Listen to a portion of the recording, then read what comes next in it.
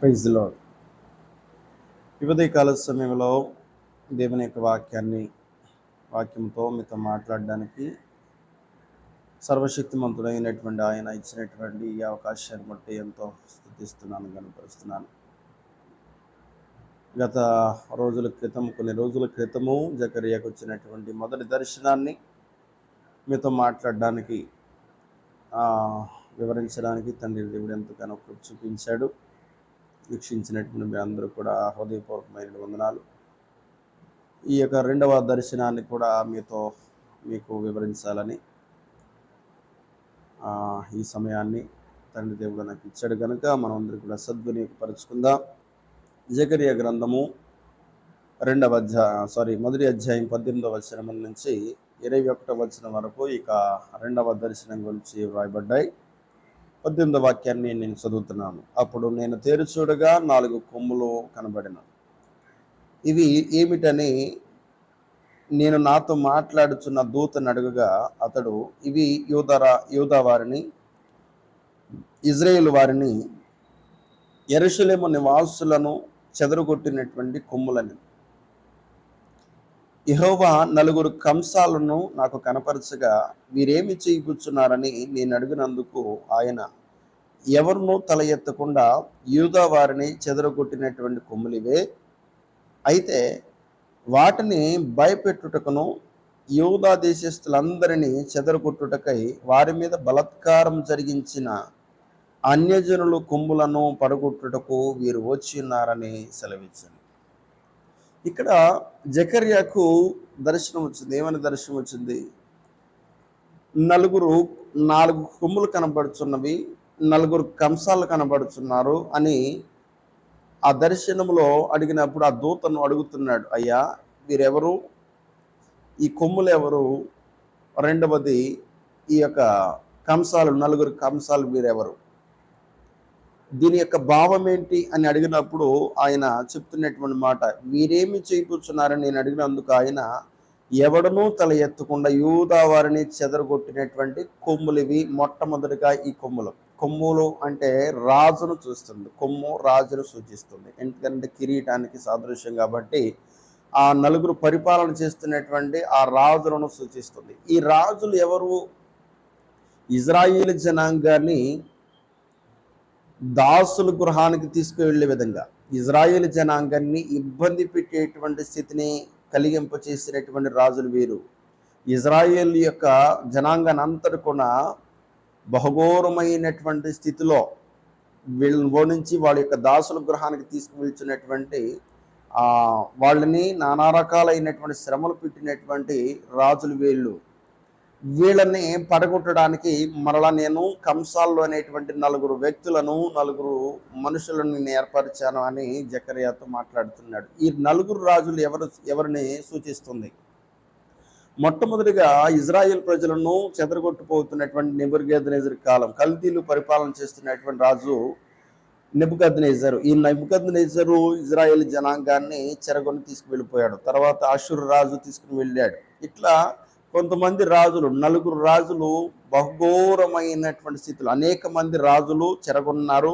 మరలా న్యాయాధిపతి తండ్రి దేవుడు పంపించాడు, మరలా వాళ్ళని విడిపించారు. అయితే ఈ 4 రాజులు కూడా చాలా వాళ్ళకి ఉన్నటువంటి సమస్తాన్ని ధ్వంసం చేసి తీసుకువెళ్ళినటువంటి వారు ఈ యొక్క 4 రాజులు. అసలు నెబుకద్నెజరు అయితే బహుఘోరమైన అతని మందిరం యొక్క విధానాన్ని కూడా ఎన్నో సంవత్సరాలు కట్టినటువంటి, సొలొమోను చేత కట్టబడినటువంటి మందిరాన్ని కాల్చివేసి దానిలో ఉన్నటువంటి ఆ యొక్క పాత్రలు ఏవైతే ఉన్నాయో, దానికి ఏదైతే పనిముట్లు ఉన్నాయో అన్ని కూడా తీసుకువెళ్ళిపోయినటువంటి విధానం మనము చూస్తాం. అయితే ఇక్కడ ఆ 4 రాజులను పడగొట్టి ఏమని చెప్తున్నాడు ఇక్కడ? అయితే వాటిని భయపెట్టుటకును యూదా దేశస్తులందరినీ చెదరగొట్టుటకై వారి మీద బలాత్కారం జరిగించిన అన్యజనులను కొమ్ములను పడగొట్టుటకు వీరు వచ్చినారని నాకు సెలవిచ్చారు. ఈ మాటను మనం ఒకసారి నెహెమ్యా గ్రంథంలో 9వ అధ్యాయం 25వ వచనంలో రాయబడినటువంటి సంగతులు ఒకసారి మనము చూద్దాం. అక్కడ ఏమని రాయబడిందో. నెహెమ్యా గ్రంథము 9వ అధ్యాయంలో 25వ వచనం నేను చదువుతున్నాను. అప్పుడు వారు ప్రాకారములు గల పట్టణములను బలవంతమైన భూమిని స్వాధీనపరుచుకొని సకలమైన పదార్థములతో నిండి ఉన్న ఇండ్లను త్రవ్విన బావులను, ద్రాక్ష తోటలను, వేలువ తోటలను, బహు విస్తారముగా ఫలించు చెట్లను వశపరుచుకుని అలాగున వారు తిని తృప్తి పొంది మందించి నీ మనోహరమును బట్టి బహుగా సంతోషించిరి. అయినను వారు అవిధేయులై నీ మీద తిరుగుబాటు చేసి నీ ధర్మశాస్త్రములు లక్ష్య పెట్టక త్రోసివేసి నీ తట్టు తిరగవలనని తమకు ప్రకటన చేసి నీ ప్రవక్తలను చంపిన నీకు బహుగా విసుగు పుట్టించిరి. అందుచేత నీవు వారిని వారి శత్రువుల చేతికి అప్పగించితివి. నీవు వాళ్ళ శత్రువుల యొక్క చేతికి అప్పగించితివి. ఆ శత్రువులు వారిని బాధింపగా శ్రమకాలమందు వారు నీకు మొర్ర పెట్టినప్పుడు ఆకాశమందుండు నీవు ఆలకించి వారి శత్రువుల చేతిలో నుండి వారిని తప్పించుటకై నీ కృపా సంపత్తిని బట్టి వారిని రక్షకులను దయచేసితివి అని ఇక్కడ నెహెమ్యా గ్రంథంలో రాయబడ్డాయి. ఎవరు వాళ్ళు చేసుకున్నటువంటి పరిస్థితిని బట్టి వాళ్ళ యొక్క దాసులు గృహానికి వెళ్ళే విధంగా చేసినటువంటి వాళ్ళకి ఆ రాజులకు చేతికి అప్పగించినటువంటి వాడు కూడా నీవే. మరలా వాళ్ళ చేతులను విడిపించడానికి రక్షకులను పుట్టిస్తున్నావు. ఈ రక్షకులు అనేటువంటి విధానాన్ని ఆలోచన చేసినట్లే నలుగురు కంసాలను సూచిస్తుంది. నలుగురు కంసాలు వీలే అని జకర్యాతో మాట్లాడుతున్నాడు ఆ దేవదూత. అయితే గమనించాలి ప్రియమైనటువంటి దైవ జనాంగమా, ఆ నలుగురు కంసాల్లో దేవుని యొక్క విధానంలో దేవుని యొక్క ఆత్మను బలంగా పొందుకున్నటువంటి వారు, దేవుని యొక్క పని కోసం తన ప్రాణములు సైతం లెక్క చేయకుండా దేవుని యొక్క విధానంలో ఆయనకు మొర్రపెట్టి ఇజ్రాయేల్ ప్రజలందరూ కూడా విడిపించడానికి, ఇజ్రాయేల్ ప్రజలందరూ కూడా దాసుల గ్రహాల నుంచి తీసుకురావడానికి వాళ్ళు చేసినటువంటి కృషి ఎంతో గొప్పదైనది. మొట్టమొదటిగా దానియేలు అనేటువంటి ఆ ప్రవక్త, దానియేలు అనేటువంటి గొప్పదైనటువంటి ఆ భక్తుడు దేవుని యొక్క విధానంలో బహుప్రియుడు అని ఆయన గురించి సంబోధించినటువంటి మాట. మికాయిల్ అనేటువంటి ప్రవక్త నువ్వు బహుప్రియుడువు అని అతనికి బిరుదు ఇచ్చినట్టుగా మనము దానియేలు గ్రంథంలో చూస్తాం. దేవునికి ఇష్టమైనటువంటి వాడు బహుప్రియుడు. అటువంటి విధానం ఎందుకని వచ్చింది? ఇజ్రాయేల్ ప్రజలు దాసుల గృహాల్లో ఉండినటువంటి ఆ కాలంలో చలించే ఆ యొక్క దేవుని యొక్క ఆత్మను పొందుకున్నటువంటి ఆ వ్యక్తి, దానియేలు అనేటువంటి వ్యక్తి 70 సంవత్సరాలు ఇర్మియా ప్రవక్త ద్వారా పలుకుబడినటువంటి మాట, 70 సంవత్సరాలు మేము చెరకుంటాం, వాళ్ళు మమ్మల్ని ఏలుబడి చేసే విధంగా ఉంటారు, 70 సంవత్సరాలు పూర్తి అవుతుంది కనుక మమ్మల్ని మరలా మా యొక్క ప్రదేశానికి తీసుకుని వెళ్ళు అని దానియేలు అనేటువంటి వ్యక్తి మొరపెట్టినప్పుడు తండ్రి దేవుడు చక్కని ప్రత్యుత్తరించి నీ మొర్ర చేరి ఉన్నది, నీవు చేసినటువంటి ప్రార్థన ఆలకిస్తని అని అక్కడ ప్రత్యుత్తరం ఇస్తాడు దానియేలు గ్రంథంలో. అయితే ఇక్కడ గమనించాలి, రెండవ కంసాలి ఎవరు? ఇక్కడ రెండవ కంసాలి ఎవరు అంటే ఎజ్రాను సూచిస్తుంది బైబిల్ గ్రంథం. ఈ ఎజ్రా కూడా వాళ్ళు తీసుకొనిచున్నటువంటి ఒకసారి చదువుదాం. ఎజ్రా గ్రంథం 1వ అధ్యాయంలో రాయబడిన పారసీకపు దేశపు రాజైన కోరేషు ఏలుబడిలో మొదటి సంవత్సరమున ఇర్మియా ద్వారా పలుకుబడిన తన వాక్యమును నెరవేర్చుటకై యెహోవా పారసీకపు దేశపు రాజైన కోరేషు మనసును ప్రేరేపంగా అతడు తన రాజ్యమంతటిని చాటింపు వేయించి వ్రాత మూలముగా ఇట్లు ప్రకటన చేయించెను. పారసీకపు రాజైన కోరేషు ఆజ్ఞాపించుదేమనగా, పరమందలి దేవుడైన యెహోవా లోకమునందున్నటువంటి సకల జనులకు నావశము చేసి యూదా దేశమందున్నటువంటి యెరూషలేములో తనకు మందిరమును కట్టించమని నాకు ఆజ్ఞ ఇచ్చిన్నాడు. ఇక్కడ ఎజ్రా అనేటువంటి ప్రవక్తను తండ్రి దేవుడు ఎన్నుకుని ఇజ్రాయేల్ ప్రజలు ఆ పారసీకపు దేశపు రాజు పరిపాలన చేస్తున్నటువంటి కోరేషు కాలంలో మరలా తిరిగి వెళ్ళడానికి కొంతమంది మాత్రమే తిరిగి వెళ్ళారు. వెళుతున్నటువంటి విధానంలో కోరేషు ఆజ్ఞ ఇచ్చాడు, మీకు కావలసినటువంటి మందిరం కట్టుకోవడానికి తగినటువంటి సహాయాన్ని నేను అందిస్తాను, మీరు వెళ్ళండి అని కోరేషు యొక్క రాజు మనసును ప్రేరేపించి మరలా పంపించిన విధానం మనకు కనబడుతుంది ఎజ్రా గ్రంథంలో. మూడవ వ్యక్తి ఎవరంటే నెహెమ్యా ప్రవక్త. ఈ నెహెమ్యా ప్రవక్త ప్రాకారమును కట్టించాడు.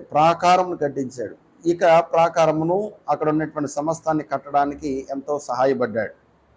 ఈ ఎజ్రా ప్రవక్త కూడా ఈ నెహెమ్యా ప్రవక్త కూడా ఒకసారి చదువుదాం. ఏమని రాయబడింది? మొదటి అధ్యాయంలో హకల్య కుమారుడైన నెహెమ్యా యొక్క చర్యలు. 20వ సంవత్సరంలో కీస్లేవు మాసమున నేను షుషాను కోటలో ఉండగా నా సహోదరులో హానానీలు ఒకడును యోధాల్లో కొందరు వచ్చి చెరబట్టబడిన శేషంలో విడుదల నొందిన యూదులను గూర్చియు యెరూషలేమును గూర్చియు నేను వారిని అడుగగా, వారు చెరపట్టబడిన వారిలో శేషించిన వారు ఆ దేశములో బహుగా శ్రమను నిందను పొందుతున్నారు, మరియు యెరూషలేము యొక్క ప్రాకారము పడిపోయినది, దాని గుమ్మములు అగ్ని చేత కాల్చబడినవి నాతో చెప్పిరి. ఈ మాటలు వినినప్పుడు నేను కూర్చుని ఏడ్చి కొన్ని దినములు దుఃఖముతో ఉపవాసం ఉండి ఆకాశమందలి దేవుని ఎదుట జ్ఞాపన చేసి తిని. ఎట్లనగా, ఆకాశముందున్న దేవా యెహోవా, భయంకరుడు అయిన గొప్ప దేవా, నిన్ను ప్రేమించి నీ ఆజ్ఞను అనుసరించి నడుచుకుని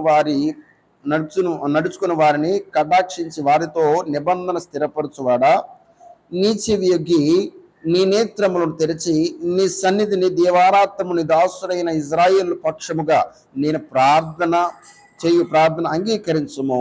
నేను నా తండ్రి ఇంటి వారును నీకు విరోధముగా చేసిన పాపములను ఒప్పుకొనుచున్నాను. నీ ఎదుట బహు అసహ్యముగా ప్రవర్తించితిమి. నీ సేవకుడైన మోషే చేత నీవు నిర్ణయించిన ఆజ్ఞలనైనను కట్టడలైనను విధులనైనను మేము గైకొనకపోతిమి. నీ సేవకుడైన మోషేతో నీవు సెలవిచ్చిన మాట జ్ఞాపకం తెచ్చుకునము. అదేదనగా, మీరు అపరాధము చేసిన ఎడల జనుల్లోకి మిమ్మల్ని చెదరగొట్టుదును. అయితే మీరు నా వైపు తిరిగి నా ఆజ్ఞలను అనుసరించి నడిచిన బూదిగంతముల వరకు మీరు తూలివేయబడినను అక్కడ నుండి సహా మిమ్మల్ని గూర్చి నా నామమును ఉంచుటకు నేను ఏర్పరచుకొని స్థలమునకు మిమ్మల్ని రప్పించదనని నీవు సెలవిచ్చిది కదా అని చిత్తగించము అని ప్రార్థన చేస్తున్నాడు ఇక్కడ నెహెమ్యా ప్రవక్త. ఎవరి గురించి అంటే ఇజ్రాయెల్ ప్రజల గురించి. ఇక్కడ మొట్టమొదటి వ్యక్తి ఎవరు? దానియేలు అనేటువంటి ప్రవక్త. ఈయన ఎవరి గురించి ప్రార్థన చేశాడు? ఇజ్రాయెల్ యొక్క జనాంగం కోసం, అయా చెదరగొట్టినటువంటి మరలా మమ్మల్ని అక్కడికి పంపించని మొట్టమొదటిగా దానియేలు ప్రార్థన చేశాడు. రెండవ విధంలో ఎజ్రా ప్రార్థన చేశాడు, మమ్మల్ని అక్కడికి తీసుకువెళ్ళమని. ఇక్కడ నెహెమ్యా మూడవ వ్యక్తిగా ప్రార్థన చేస్తున్నాడు, మరలా అక్కడికి తీసుకెళ్ళమని. ఇక్కడ నాలుగవ వ్యక్తిని కూడా మనము ఆలోచన చేద్దాం. నాలుగవ వ్యక్తి ఎవరు అంటే ఎస్తేరు గ్రంథంలో రాయబడి ఉన్నటువంటి మొర్దెకై ఇక్కడ దాసుల గృహానికి వెళ్ళినప్పుడు దేవుని యొక్క విధానంలో యథార్థమైనటువంటి విధానం కలిగినటువంటి వాడు ఈ మొర్దెకై ఎస్తేరు యొక్క పెదనాన్నగా పిలువబడ్డాడు. పెదనాన్న ఈ యొక్క ఎస్తేరు అనేటువంటి యొక్క ఆ రాజ్యంలో ఎస్తేరు గురించి మనకు తెలుసు కదా. చిన్నపిల్ల ఒకసారి చదువుదాం. ఎస్తేరు గ్రంథంలో మొదటి అధ్యాయం. అహష్వేరోషు దినంలో జరిగిన చర్యల వివరములు. హిందూ దేశం మొదలుకొని కూషు దేశం వరకు 125 సంస్థానాలకు అహష్వేరోషు ఏలిన. ఆ కాలమందు రాజైన అహష్వేరోషు షూషాను కోటలో నుండి రాజ్య పరిపాలన చేస్తున్నటువంటి ఆ కాలంలో తన భార్య ఎదిరించినటువంటి విధంగా తన భార్యను చంపిన తర్వాత ఎస్తేరును వివాహం చేసుకుంటాడు. ఇది పెద్ద చరిత్ర. ఈ ఎస్తేరు అక్కడికి వెళ్ళడానికి ఇక్కడ మొర్దెకై కూడా కారణమవుతాడు. ఈ మొర్దెకైని బట్టి దేవునికి మొర్రపెట్టినప్పుడు ఈ రాజు కూడా ఎస్తేరు యొక్క విధానం అంటే రాణేటువంటి విధానం ఎస్తేరుకి వచ్చింది కాబట్టి ఎస్తేరు కూడా దేవుని యొక్క విధానంలో మొర్రపెట్టింది. ఇక్కడ మొర్దెకై అయినటువంటి వ్యక్తి కూడా దీనికి పాత్రుడయ్యాడు. ఇజ్రాయేల్ ప్రజలను మరలా కట్టడానికి తండ్రి అయినటువంటి దేవుడు ఇక్కడ 4 కంసాలను నిలబెట్టాడు. ఆ 4 కంసాలను ఎవరికి పరిచయం చేస్తున్నాడంటే జకర్యాతో మాట్లాడుతున్నాడు. 4 కంసాలను నిలబెడుతున్నాను అని, 4 కంసాలను నిన్ను నిలబెడుతున్నాను అని. ఒకసారి చదువుదాం. జకర్యా గ్రంథంలో ఈ యొక్క దర్శనం ఎప్పుడు వచ్చిందంటే దర్యావేషు కాలంలో జకర్యాకు వచ్చినటువంటి దర్శనం. మీరు చదవండి. మొదటి అధ్యాయంలో దర్యావేషు ఏలుబడియందు 2వ సంవత్సరమున 8వ నెలలో యెహోవా వాక్కు. దర్యావేషు ఎప్పుడైతే ఏలుబడి చేస్తున్నాడో ఆ ఏలుబడి సంవత్సరం ముందు వచ్చినటువంటి దర్శనం ఇది. మనమందరూ కూడా ముందుగా చదువుతాం దానియేలు గ్రంథంలో, లేదంటే ఎస్తేరు గ్రంథంలో కానీ, నెహెమ్యా గ్రంథంలో కానీ, లేదంటే ఎజ్రా గ్రంథంలో, ఇవన్నీ కూడా ముందుగానే చదువుతాం. కానీ దాని యొక్క వివరణ ముందుగానే జకర్యాతో చెప్పబడినటువంటి మాట నెరవేర్పు ఇక్కడ వివరంగా రాయబడ్డాయి. నలుగురు కంసాలను నేను నిలబెడుతున్నాను.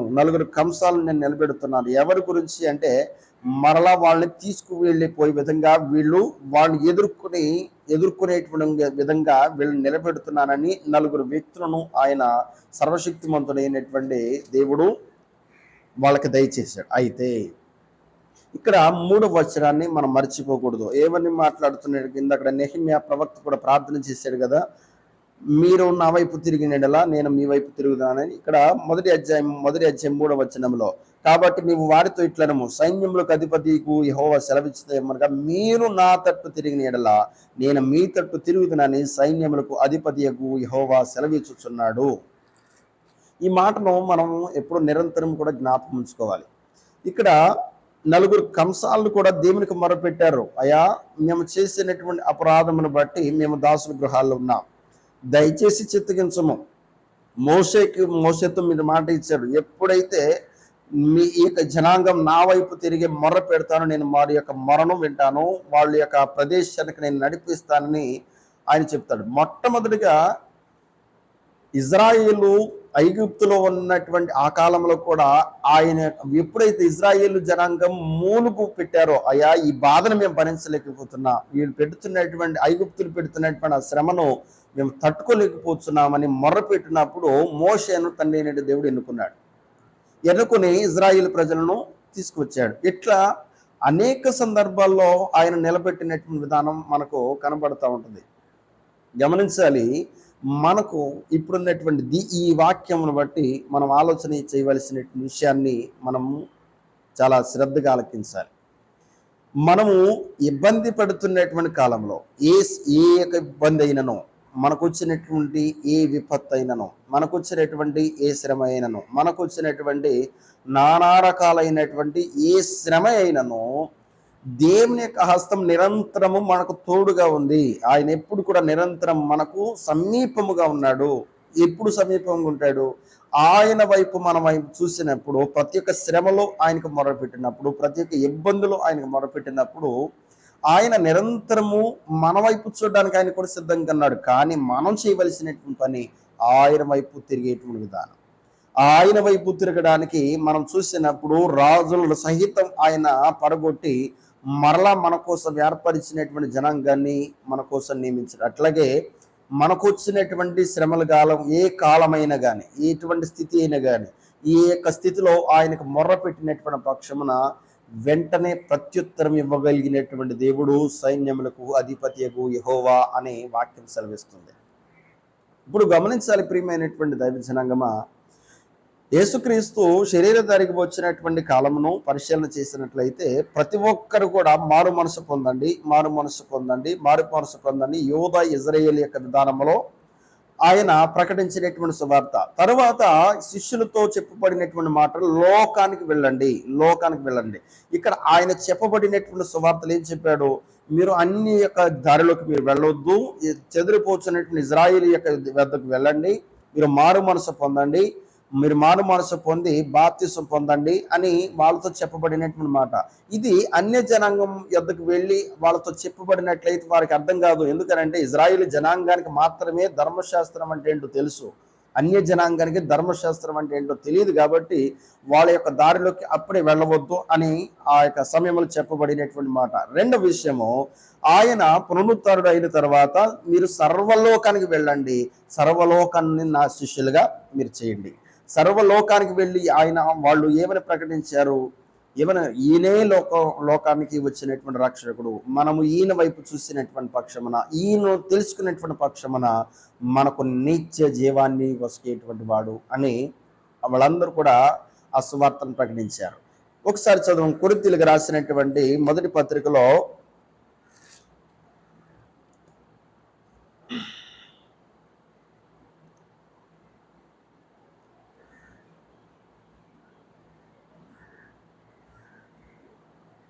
కొరింథీయులకు రాసినటువంటి మొదటి పత్రికలో